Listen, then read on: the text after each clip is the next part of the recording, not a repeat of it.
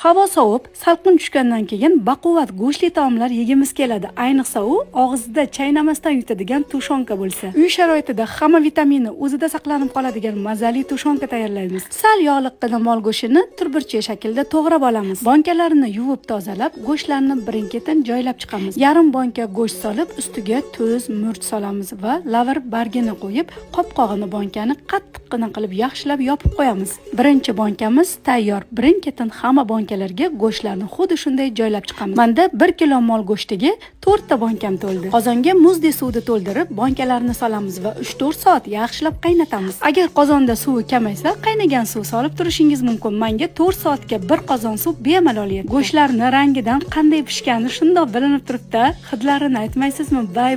Bu taomni homiladorlarga, bolalarga va ota-onalarga tayyorlab bersangiz, duolariga qolasiz. Video sizga yoqqan bo'lsa, like bosib, yaqinlaringizga yuborib qo'ying. Sahifamga o'tsangiz, bundan da foydali retseptlar bor. Agar ishtahangiz ochilgan bo'lsa, Robiyangiznikiga mehmonga keling.